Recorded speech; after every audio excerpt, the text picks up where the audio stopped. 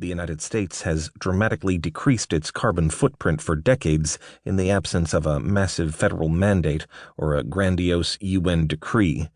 Border walls work, keeping people safe in countries around the world, and American taxpayers provide those walls to the tune of billions of dollars a year.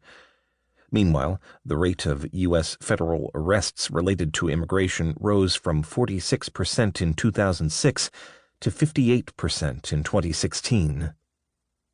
This book questions how a culture constantly discussing how America systematically marginalizes and mercilessly oppresses black people constantly fails to ask where that so-called oppression ends and self-sabotage begins. For years, woke white media elites have delighted in showcasing Black Lives Matter's message about the value of black life in America, but those same woke white liberals never ask how 1 in 3 black pregnancies ending in abortion fits into the equation. Woke white activists smear law enforcement after a white cop tragically kills a black boy, but are silent when black killers send hundreds of black bodies to the morgue every day. Democratic politicians openly campaign for stricter gun laws, but can't explain how those laws will put an end to the gang and drug-related maimings carried out on a daily basis right under their noses. This book confronts the fact that after decades of affirmative action, Black and Hispanic students are more underrepresented at America's top colleges and universities than ever before. It also uncovers and celebrates the incredible educational triumphs blacks achieved in America 50 years before the Civil Rights Movement began. The first public high school for black Americans graduated students who went to Harvard and other Ivy League institutions as early as 1903. That 7 in 10 blacks in America were literate just 1 generation removed from slavery leaves in tatters the political left's gospel that blacks needed racial preferences to overcome inequality and racism and achieve any level of mainstream academic or socioeconomic success. Immigration, race, national defense, healthcare, education policy, you name it. On each issue, we see elites weaponizing emotion at the expense of facts and data that don't yield the politically correct conclusions they desire. This must stop. I didn't write this book because I figured out how to stop these elites from selling us lies.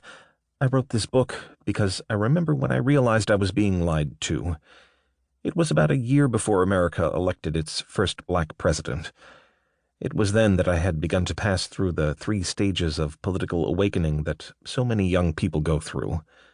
The first stage found me feverishly quenching my thirst for knowledge and news. I read hundreds of books about history, economics, philosophy, and culture from authors on the ideological left and right. The news I read and watched came mostly from the dinosaur alphabet media. I trusted America's mainstream press blindly. Like many people, I swallowed whole their carefully crafted narratives without objection.